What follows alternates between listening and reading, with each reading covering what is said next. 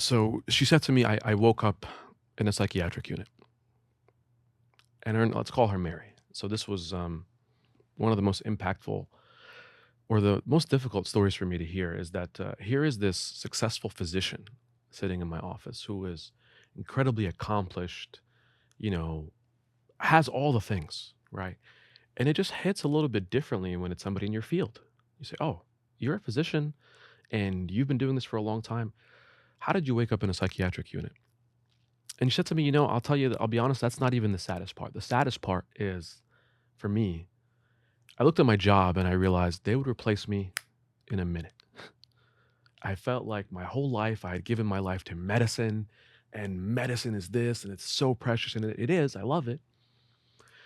But if I'm gone, it's not gonna. They're not gonna struggle as a hospital. They'll figure it out. There was another person down the line to take my patients, to take my role, to take my. And I walked her through a little bit of maybe that feeling is not entirely accurate, but that's the way it felt for her, and it was real. Her point, though, as she walked me through, she said, Mary, she said, my point was I had overvalued my identity in healthcare, my identity in medicine.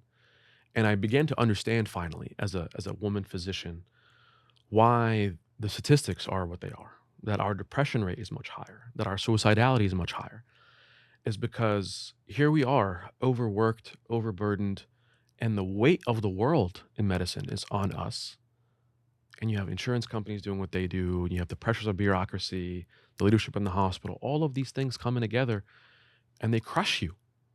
And they crush you, and they realize, especially for her, what she talked about is, I lost the patient. I lost the patient, and I felt like it wasn't my fault, but I felt responsible. I felt like I should have saved her. I should have been there.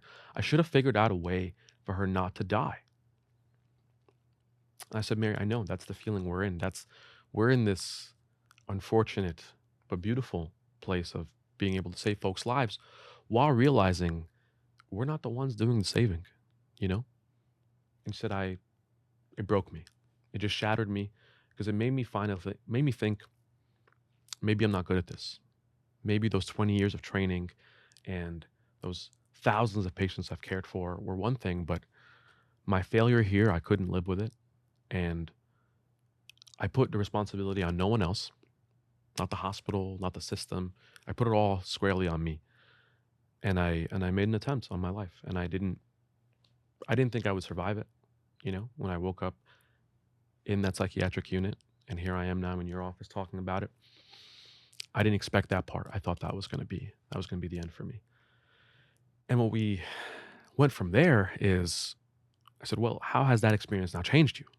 He said, "Well, this forced me to take a moment to think and see what's my true identity, right? Like, what's my worth?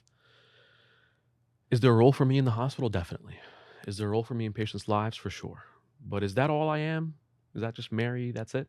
He said, "No, there's more to me, right? And there's a way that I can contribute to the world and society beyond just medicine. Medicine's beautiful, but it can't define me anymore." And I thought it was powerful because I treat a lot of folks in healthcare, doctors, nurses, social workers. At one point, actually, I remember in a psychiatric unit, we had the entire healthcare profession represented on the unit. There was a doctor who was there as a patient, a nurse, and a social worker, and an ER tech. And we realized is that there's a lot of pressure, there's a lot of force that goes on the shoulders of somebody providing care. And if we don't take a moment to pause and say, you know what, maybe we're dealing with our own psychiatric conditions and it's okay for us to be able to get help.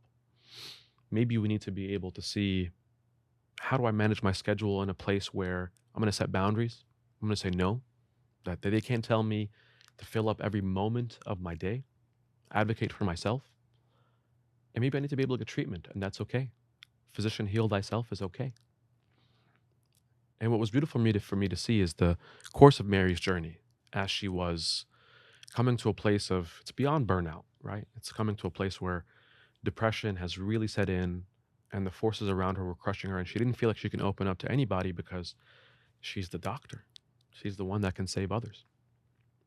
And that moment allowed her to pause and say, it's actually okay for me to not be as invested or to be as spread thin as I can be and to actually be able to get some support.